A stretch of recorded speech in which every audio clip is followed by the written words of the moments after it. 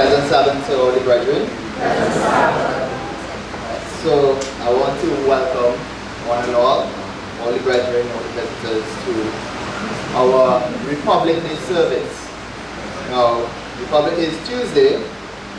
However, since we will not be able to have the service after, because it's always better to be early than late, right? So the service will be conducted by the members of the Tuesday and Institute for Religious Facility, or as we all know it as TURB.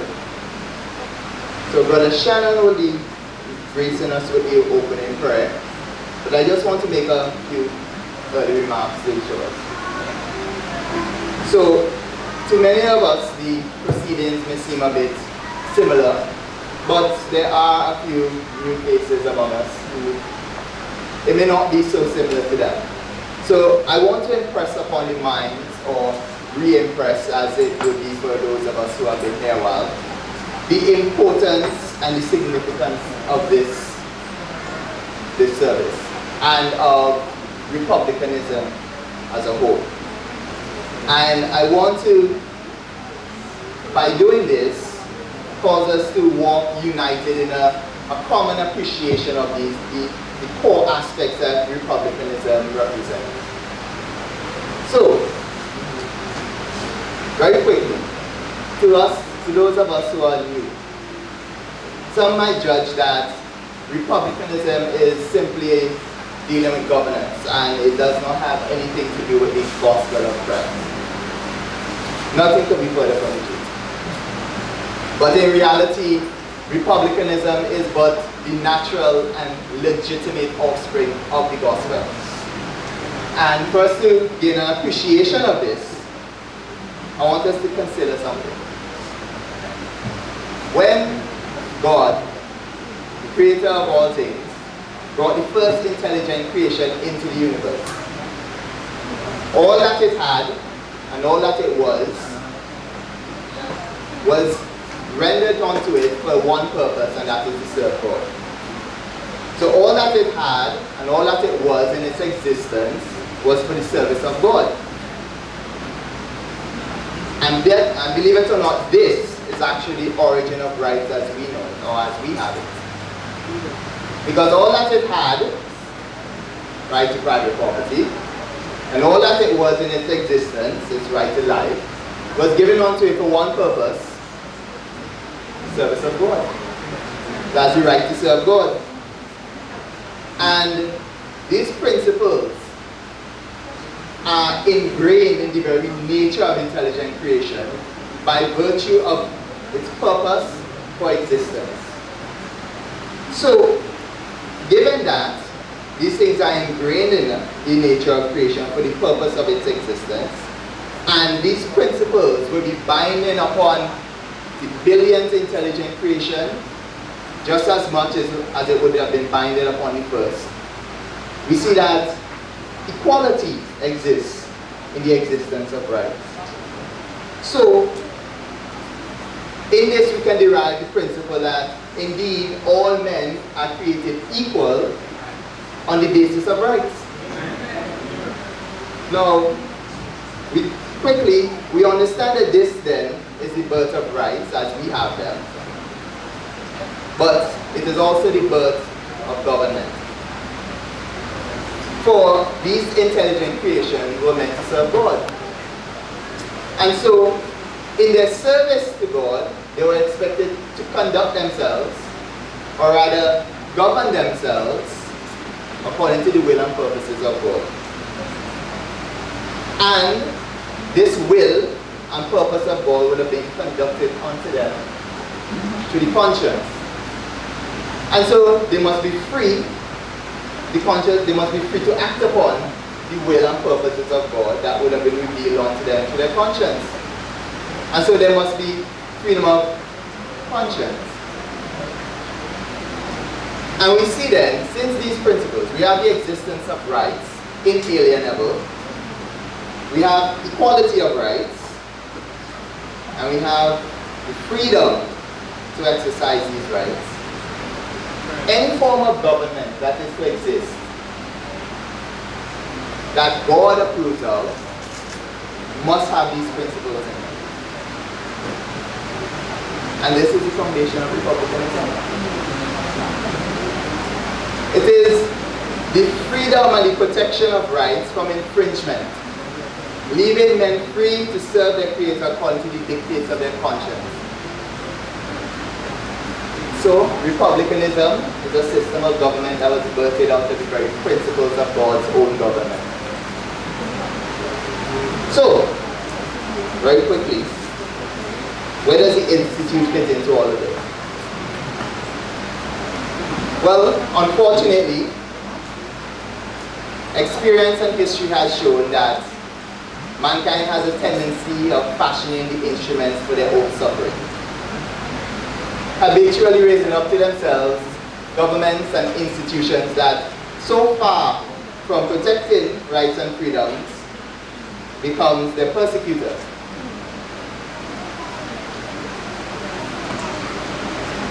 And one does not really have to search very hard in the catalogue of human history to see it. I'll give a brief example. First, we have the rise of papal hegemony. And its policy is this, I quote, "The absurd and erroneous doctrines and ravings in defense of liberty of conscience are a most pestilent error, a pest of all others, most to be dreaded in a state." Do you know who said that? Pius IX. It's always a Pius. And it's followed swiftly after this with the rise of communism, of which Karl Marx says, "There are besides these eternal truths, such as freedom, justice, etc., that are common to all states of society.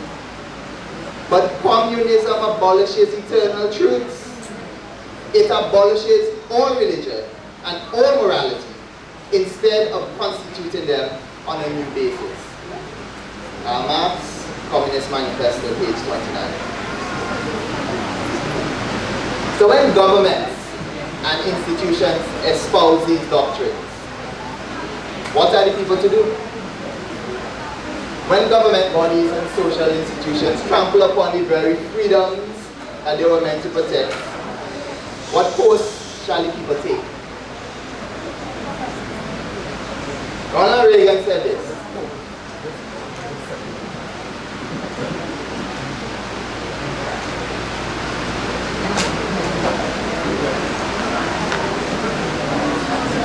so Ronald Reagan said this, "Our natural, inalienable rights are now considered to be a dispensation of government. And freedom has never been so fragile, so close to slipping from our grasp than at this very moment." Consider that. When men view the things that can only be imparted onto us by the Creator as being they themselves the source of it, that they can impart and remove according to their own will and ways. So, when institutions frequently overstep the limits of their power, who is to stand in the gap? Who would plead for the people? You and I would have to do it. And this is where TERL comes in. TERL was raised up to stand as a sentinel among the people, to act as a bulwark against the advances of governments and institutions that seem determined to trample upon the rights of men, and to protect those very same people who, through the course of human history, seem so determined to relinquish and surrender those rights. So we must stand against those who show themselves the enemies of rights and fight most vehemently, not with force of arms, but with force of words. As Job said, "How forcible are right words." So we must stand vigilant to protect rights and freedoms bestowed upon us by the great legislator of the universe. But how shall the people be vigilant for something of which they are ignorant? You don't know your rights and freedoms, how can you be vigilant to protect them? A people armed with knowledge are more dangerous to tyrants than a people armed with swords. For an army can be defeated, never to rise again. But knowledge has been shown to defend liberty not for only for the generation that received it, but for succeeding generations to come after. So, the reason, this is why knowledge is so important, which is why you will see a pattern that those that would seek to perpetuate tyranny would at the same time seek to perpetuate ignorance.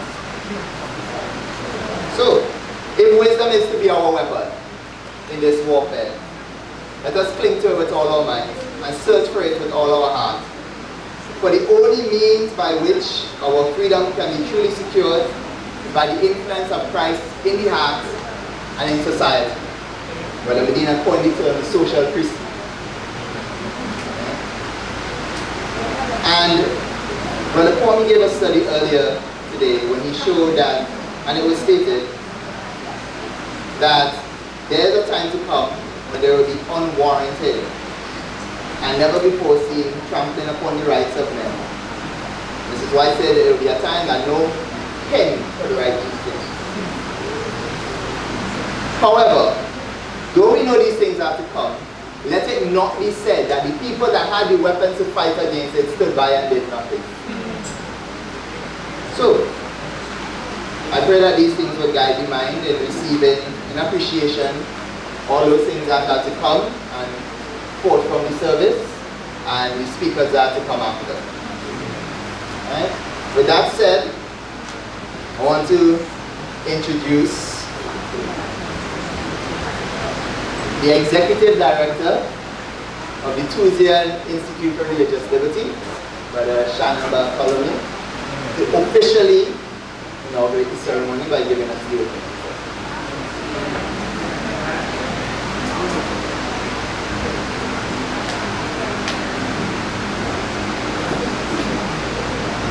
A pleasant good morning to all the congregation. All right, I'm going to say the prayer to now start the official starting of today's service. Okay, so can we all bow our heads, please? Maybe I will follow the tradition that Renan said to kneel. Okay. Let us pray. Dear Almighty God and King of the universe, we beseech you at this time on your holy day to be with us in a special way, O Father, given the service we are having today in light of the upcoming Republic Day. Dear Father, you alone is worthy to rule our hearts.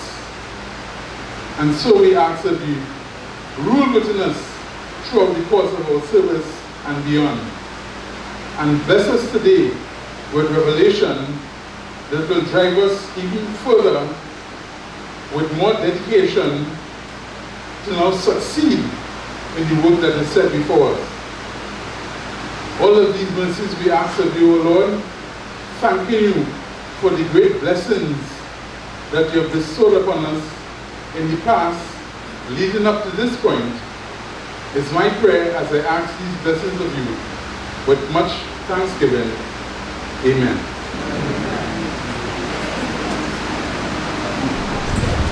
Okay, I'll hand it over back to Brother Cameron.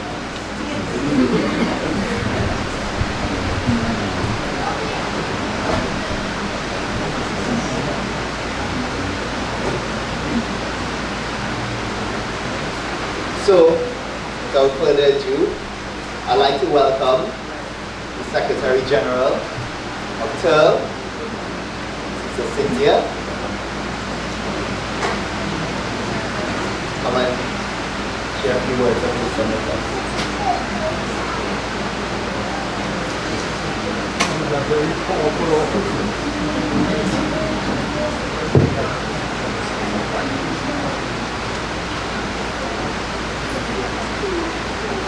Present Albert from their brethren.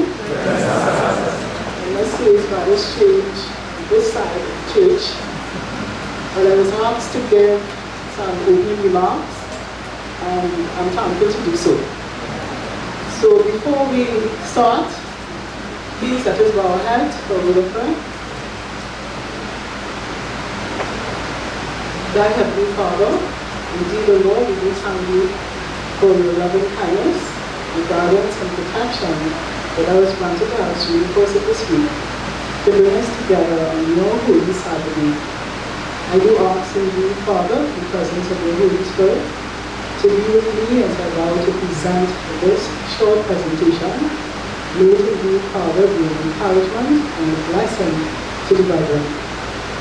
Father, indeed, we live in such a time where a lot of attacks have been made against our rights and freedoms. May we, Father, live these streets. May we, Father, understand what rights and freedoms are, so that we be able to answer the arguments that are faced against you. Thank you again for your kindness given unto us through your Son, Jesus Christ. Amen.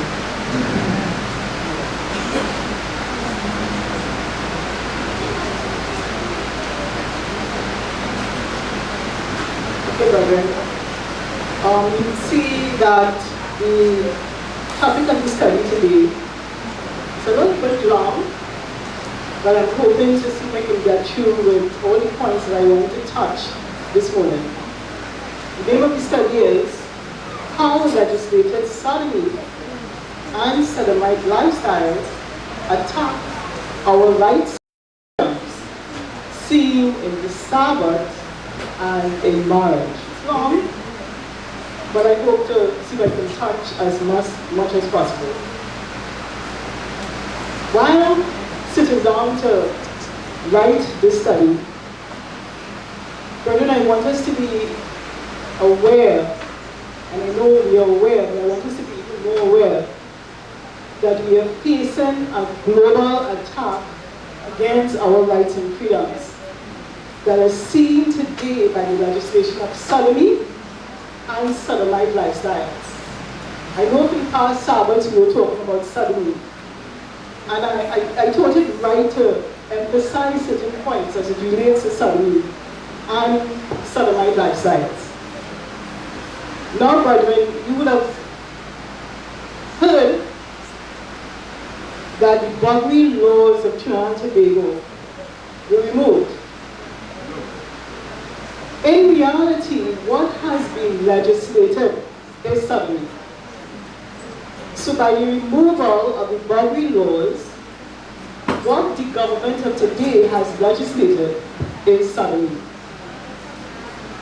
By the legislation of same-sex marriages that are taking place all over the world right now, what is being encouraged is destruction of the family, marriage, and in turn, the moral fabric of our society.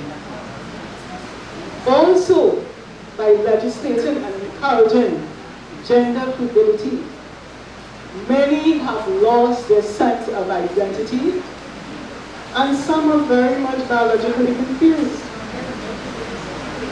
This is the kind of state that we are facing, the world that we are facing today. But if you go back a little bit with me, you would have remembered when the term gay was just referring to somebody being cheerful and happy. How come the word gay now is being referred to as someone who's a sodomite? Where did that came from? You see, there has been a changing of the meaning of words that existing right now to satisfy the evils that do exist in our world. So, the term gay and the term gay gene has been set up to do away with the sense of moral responsibility. But these people really are far from being happy or cheerful. But there is hope. really want to be happy, brethren, what is the remedy? The scriptures, the truths in the scriptures is the remedy. So I just want us to, I just want to interject here and quote two texts of scriptures that shows really how to get true happiness. Proverbs 29 and verse 19.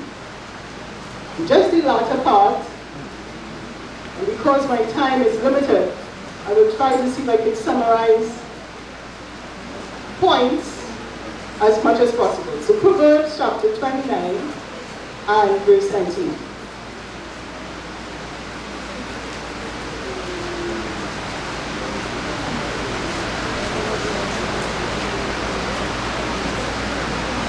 So I'll just read the latter part because I want to make the emphasis the latter part. It says this. I'll read the whole thing, but I'll emphasize the latter part. It says this. Where there is no vision, the people perish. But he that keepeth the law, happy is he. Look at Proverbs 16, verse 20. It says this. He that handleth a matter wisely shall find good. Whosoever trusteth in the Lord, happy is he. So true happiness comes by trusting in the Lord and keeping the law. So that's all the Sodomites need to do in order to be gay.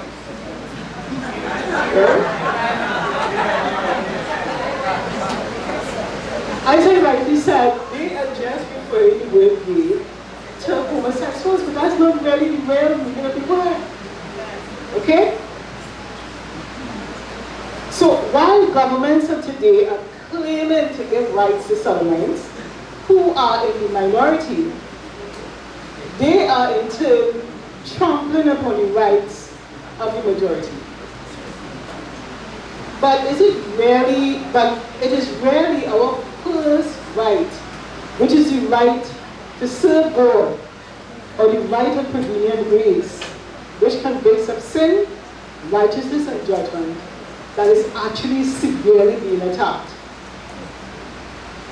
In addition, because the first right is the foundation of our 8 fundamental freedoms, our freedoms are also being attacked.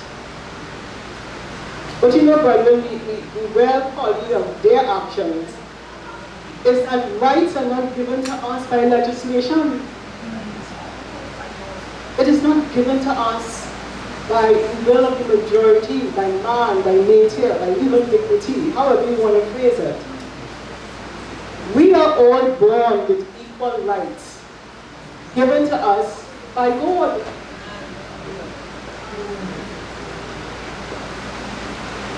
Written within, do you know, written within the Constitution of Trinidad and Tobago, it actually says so.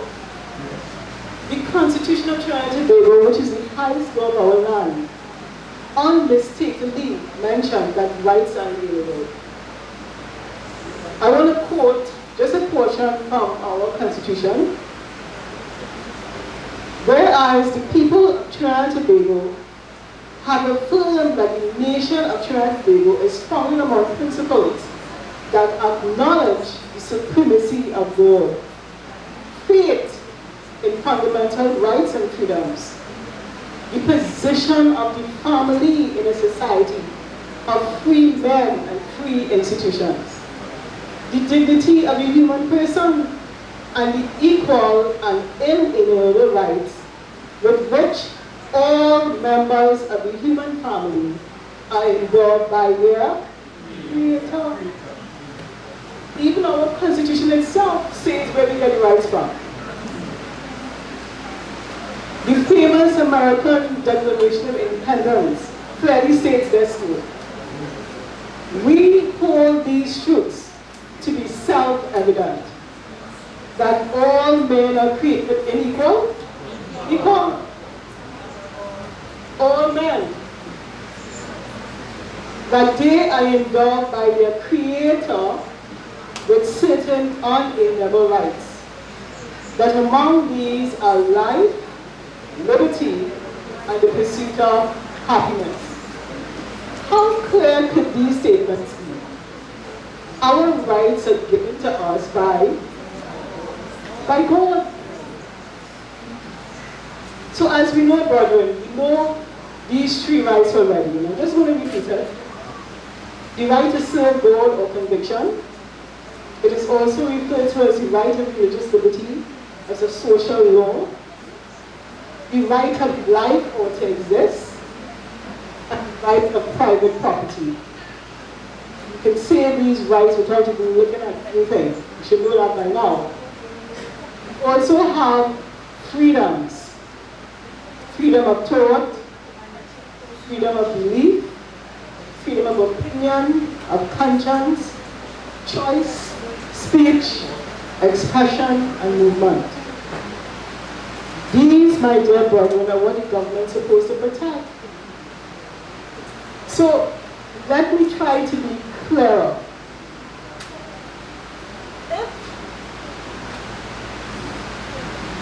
If rights comes from God, not from man, what is being legislated then? Am I told you guys? It is certainly not rights.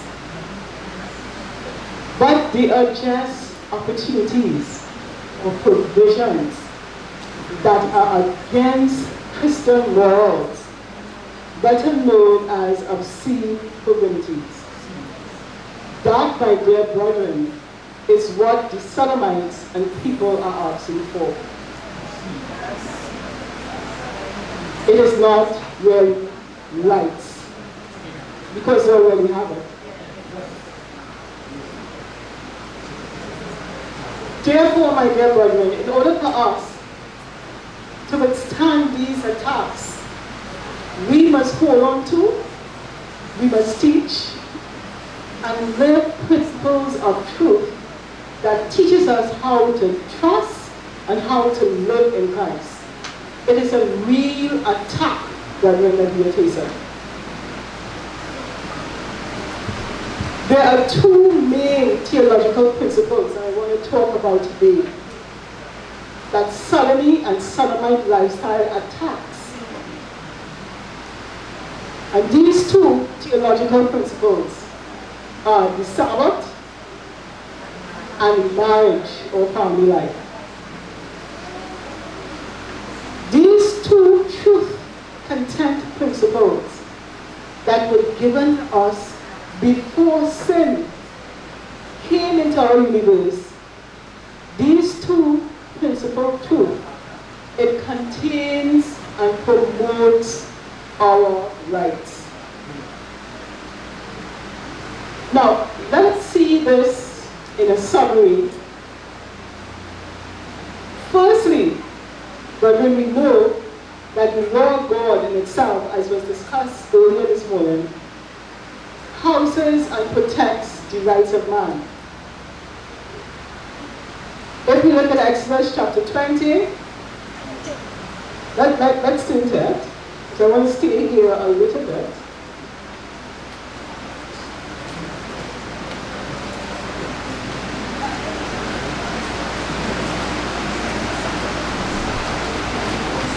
So Exodus chapter 20, the first four laws, first four commandments, from verse 3 to verse 11, shows us, identify our right to serve God. Those who are new among us, these are things that I would advise that you all learn and understand. The right to exist is stated Exodus 20, verse 12, verse 13, and verse 16.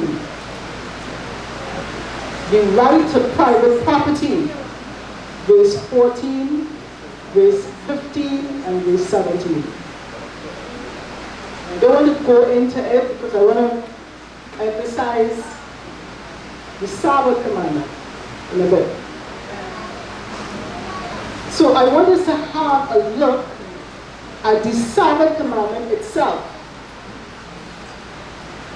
For the rights of man is also seen in the Sabbath, which is preserved by Sabbath keeping, as God himself shows himself to be our creator. So let us see how God shows it. The right of prevenient ways, or the right to serve God. Look at it. He's sticking on the Sabbath commandment. So Exodus chapter 20, verse 8 and verse 9, and I read it.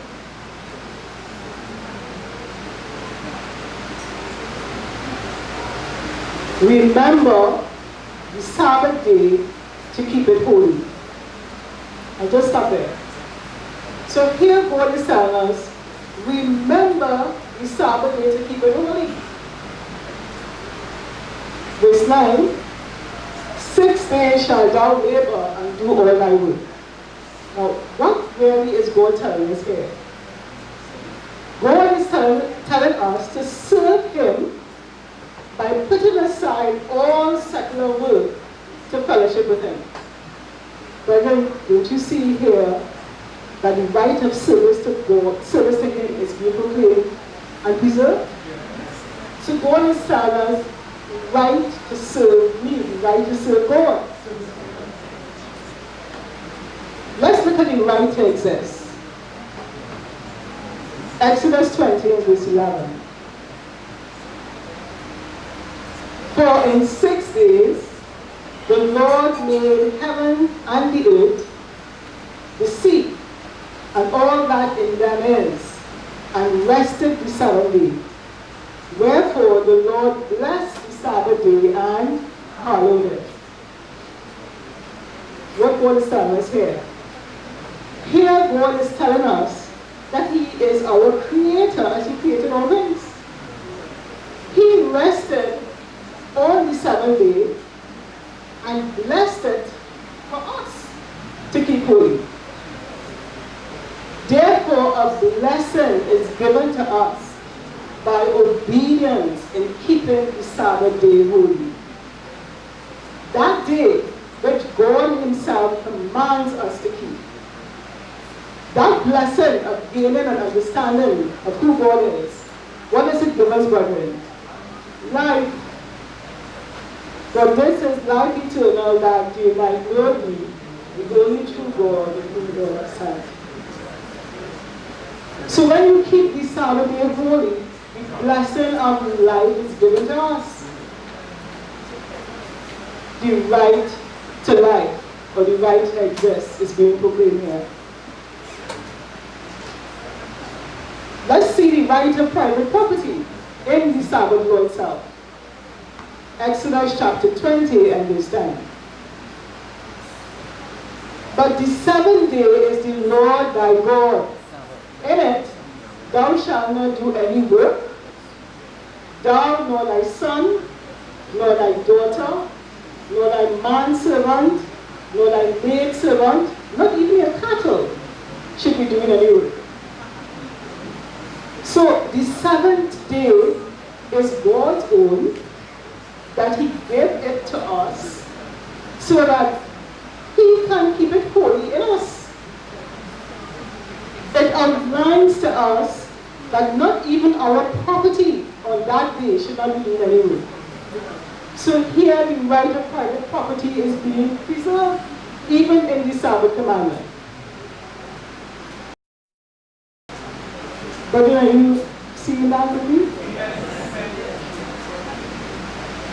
So if the Sabbath truth was to be proclaimed and believed by many, do you know that there won't be any ceremonies that exist in our world today? God created male and female after his image and likeness. Therefore, one chooses to be a sodomite. Born a sodomite. This is what is being proclaimed. And the same way in which they can choose to be a sodomite, they can choose to become a Christian too. Choose ye today whom ye will serve.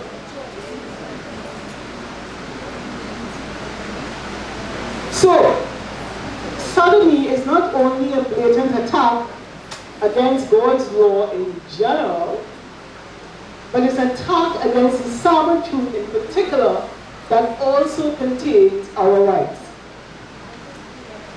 Now, let us now see how it attacks marriage and family life. But you see, these two, marriage and the Sabbath, was given to us before sin. And this is what went into this being attacked, or will be attacked very soon. So we have a debate that is going on right now over same-sex marriages. But that debate, well, it's not mainly about a disagreement about who we should marry, you know. It is a disagreement about what marriage is all about. Is marriage an institution given to us by man? Is it? It was given to us by God. So then God is going to define what marriage is supposed to be. Let's look at Matthew chapter 19 and verse 4 to verse 8.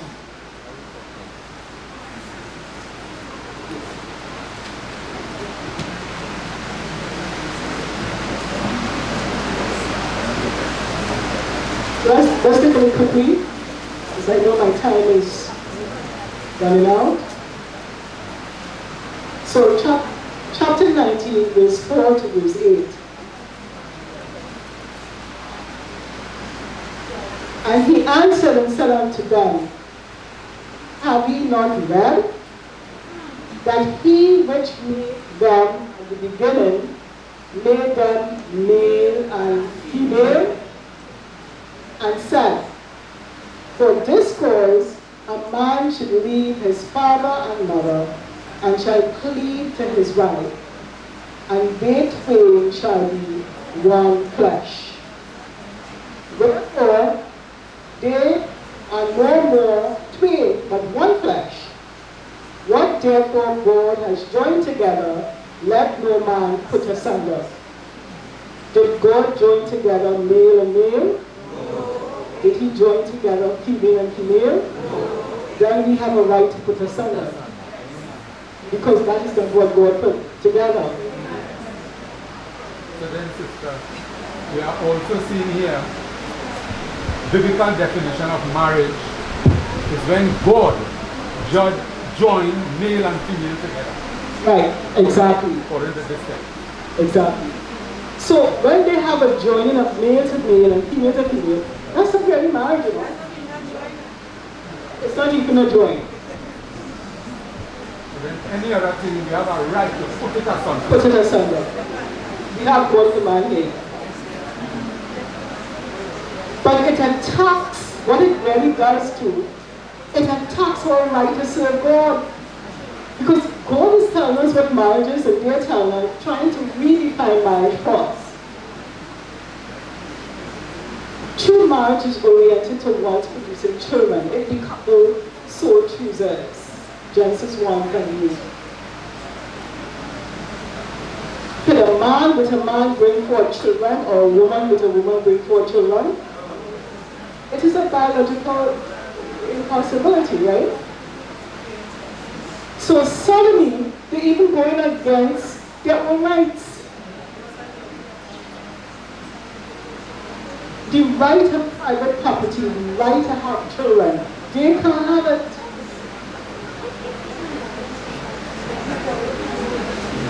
So within the marriage relationship, in a sodomite lifestyle, do you know that they're killing their own selves? They're damaging their own selves. So they are working against their own rights, yet claiming that they want rights. You see that contradiction?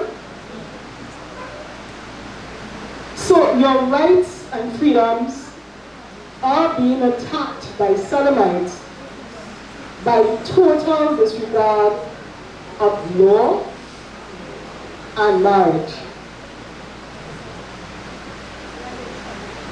Legalized Sodomite lifestyles and their agendas are going so far as to be referred to us as being enemies of law. You see how far they're going? And I want to quote this.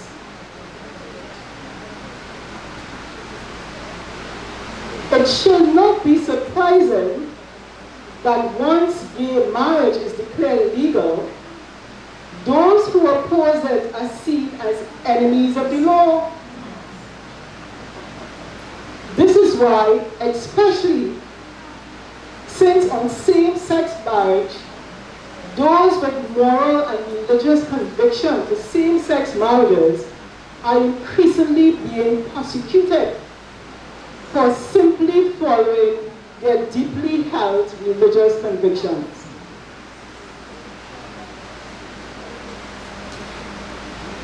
Kim Davis, you all would have heard about the lady who sometime last year was sent to jail because her convictions would not allow her to sign a same-sex marriage license.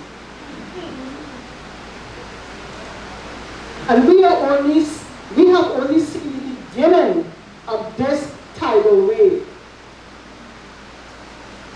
All of this transgender lucracy we are now facing is a result of a moral revolution. But you see what we are facing. And I have just approximately a couple of minutes. So I will close by saying this.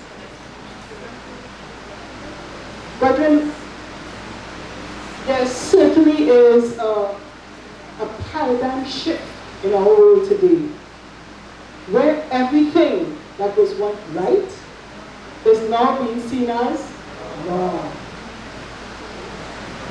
The meaning of words are also being misused and changed from its original intent and perverted to suit man's wants and purposes.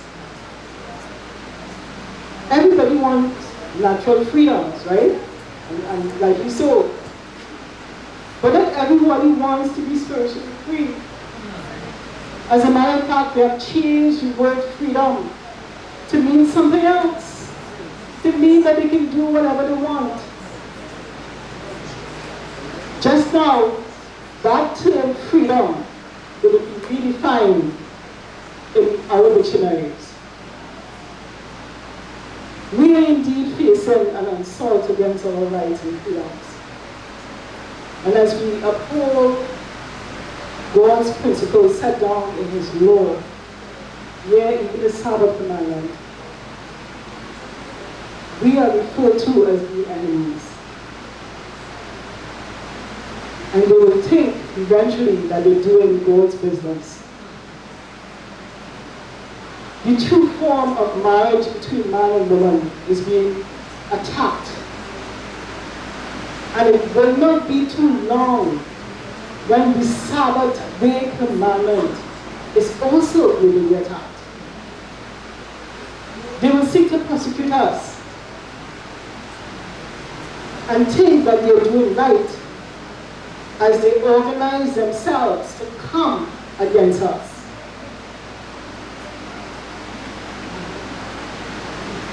So brethren, as they organize themselves to come against us, what we ought to be doing in such a time like this? It is a time for us to organize ourselves in the right way. Our enemies are organized, you know. So we ought therefore to organize ourselves much more than we are right now.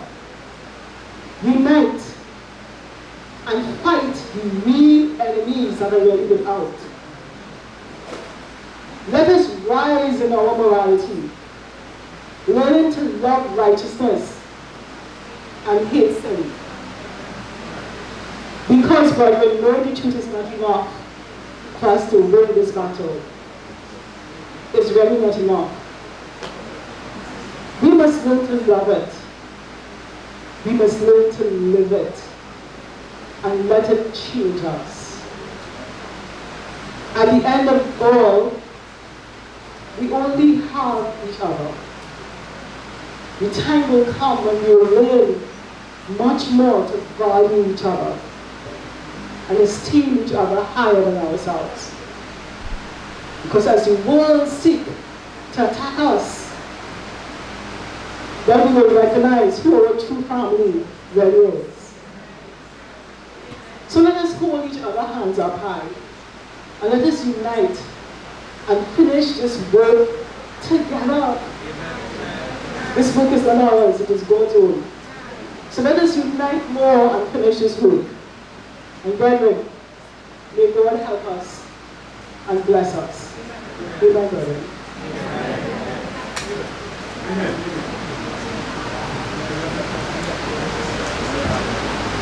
Amen, brethren.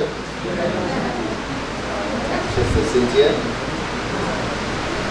And even right along, we want to invite up the choir to give us the anthem of the Republic, the freedom song.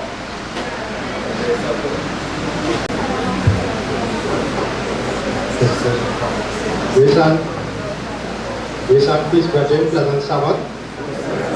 We just start with a word of prayer, right? Most kind and loving, eternal, gracious King, we come before your throne of grace, thanking you for the plan of salvation, in which we understand how you work to save man from sin.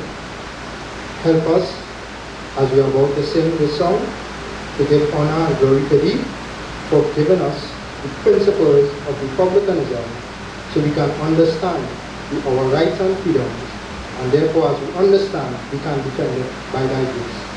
So all these things we have, and thank thee for, even on this your holy and blessed 7-day Sabbath we pray. Amen. Grace and peace, brethren. So just something quick on this song, right? Now this, as we know, is the freedom song. It was written by our dear brother Aaron Medina.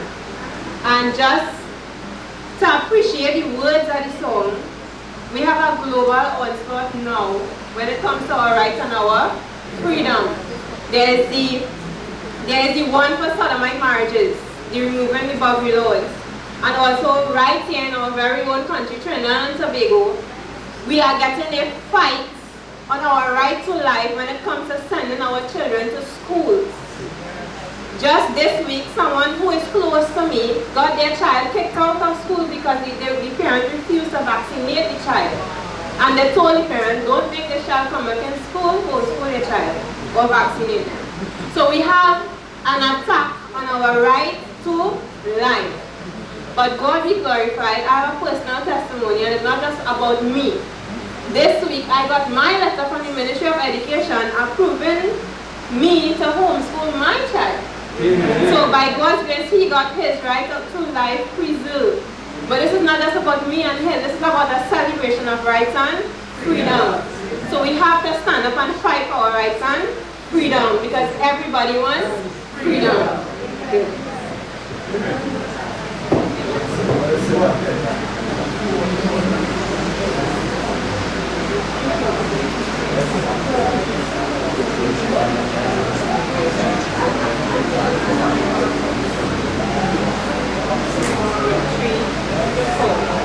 Everybody wants freedom, everybody wants freedom. Freedom of thought, freedom to talk. Everybody wants freedom, everybody wants freedom.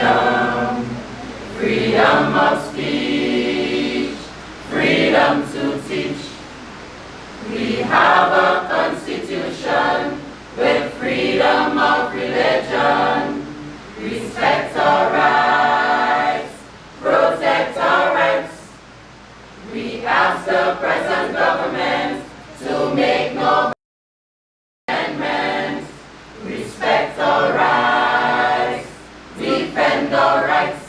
Everybody wants freedom. Everybody wants freedom.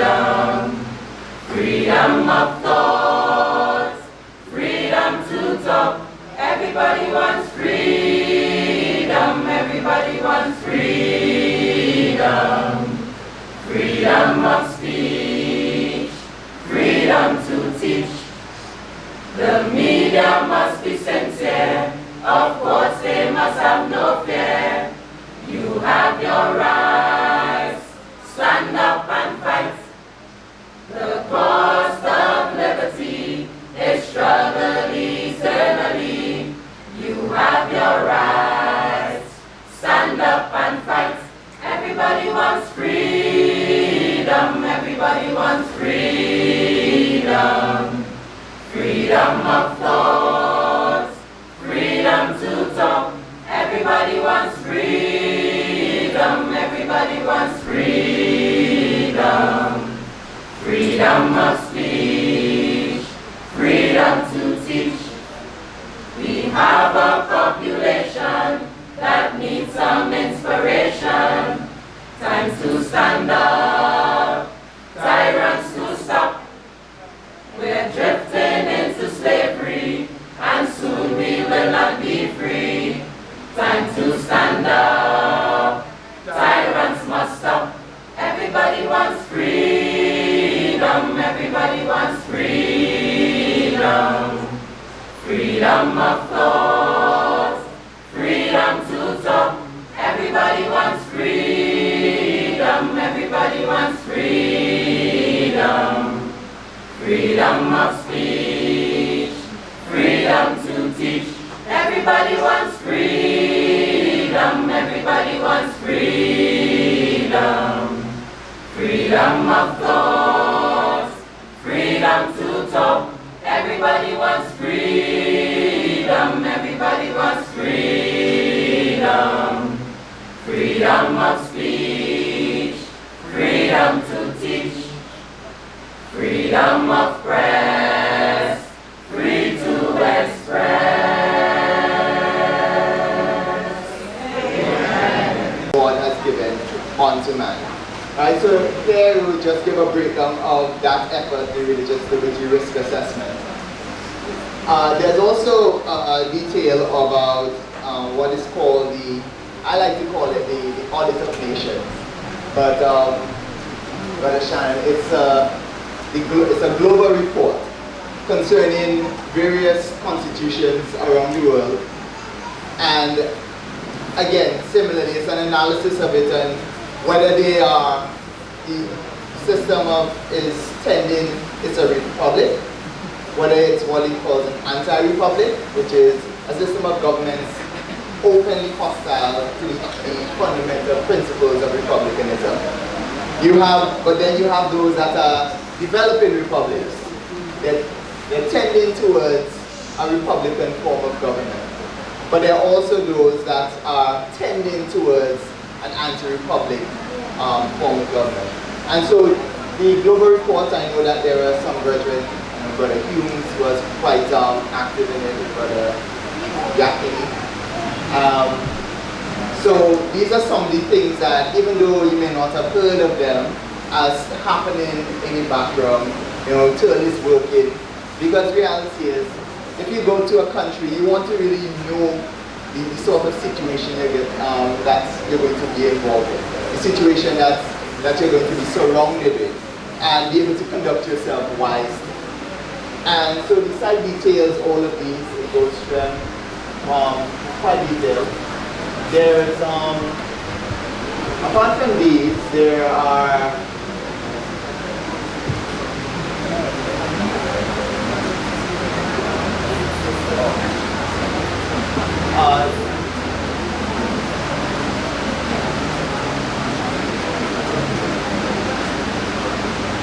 so apart from that, there's a very, very nice feature that it is my absolute favorite on the site. And I actually would like Brother Angel to come up and describe it because he actually did the principal work on it, and it's quite beautiful. It's one of the things I appreciate most of. And Brother That what he's talking about is the Knowledge Center. And the Knowledge Center is basically a library, a digital library, where we will be able to see all of our documents. So you have all, well, not every single one of those literature as yet. Right? The site is a very live site and will be updated weekly or hopefully fortnightly. Right? So somebody said something? So we'll get there in time. Yes.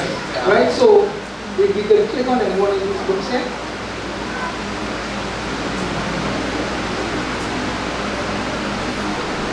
Right now we're just waiting for the materials to go, right?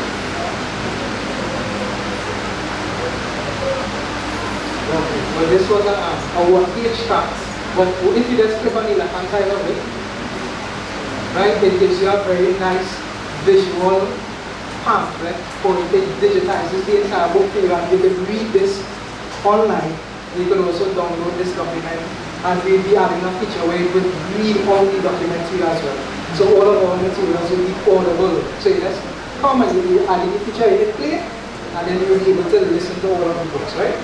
Nice. So this here is a major feature where it is persons can come and get educated on issues concerning government, concerning freedom, concerning rights, and any other particular category that our materials will fall under. Right? And just one, well, we could open up another one. That's fine. Wonderful. And this is one that has a lot more pages, so you can just scroll through to see. And to let's progress through the books, you just simply click on either which side of the page you would like to go, and you see it's very legible, it's very readable, and this is nice to use. Right? So you have your tablet and you want to just read a book, you can come onto the site, you don't have to download it, it's right there. Just load and you start doing your reading, right? Or you can also download it as well. Amen? And download and print out everything from right here. Right. But if you could click on putting notes, not as yet. Right? But one thing I would like to emphasize with too, and we could probably come up with this one, and something I find to be very, very important. That is the go to the services. Services. Right. What I really wanted to bring to our attention today is what TERL really is. We know that TERL is an arm of Tuesday Seventh-day Adventists that educates people on the issues of rights and freedoms. But sometimes there is a closed behind it, where it is we see TERL only operating in the realms of the church, and that is not true. TERL exists for the benefit of the nation, and it is existing to educate the entire nation on the issues of rights and freedoms. So there's some of these services that TERL provides outside of what we may know about. You can go to the site to get that information as well. Yes, of course, on behalf of the church, yes. It's not saying that TERL is not the church operating. So we have religious liberty advocacy, where we would advocate on behalf of persons and educate them in issues of religious liberty, consulting on human rights, and as this was explained to us, what Shannon was saying, companies that need to be educated, or organizations that need to be educated on issues of human rights. TERL is actually capable of going into an organization and educating those people there on the issues of rights and freedoms, on the issues of what human rights are. Right? And then human rights technical training. This is where we take persons from the general public and educate them on issues of rights and freedoms. And then consultant services and rights mark applications development.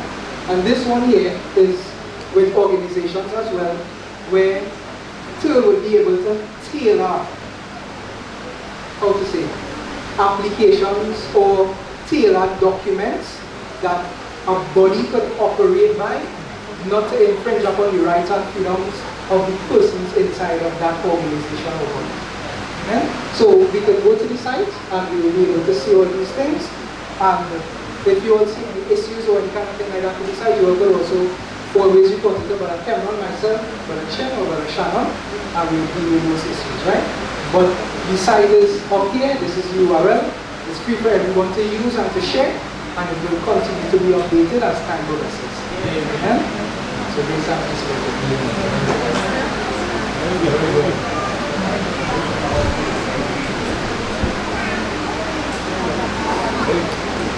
Hi, brethren. So,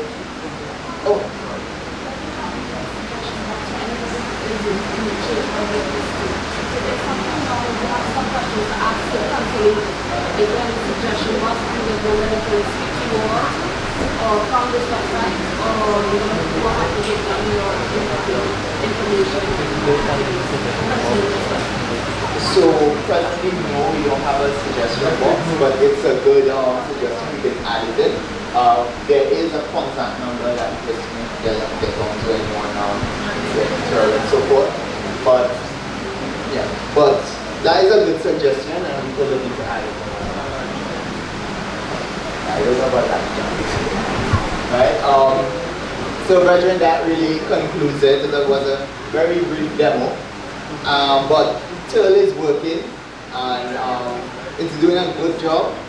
And I hope in all of this, it really gave you all a greater appreciation for what Turl is, what it stands for, and what it's really doing, and the benefits it affords to many, not just here, but in the world, right? So that really concludes our Republic Day service for today. So we could all just rise for closing word of prayer.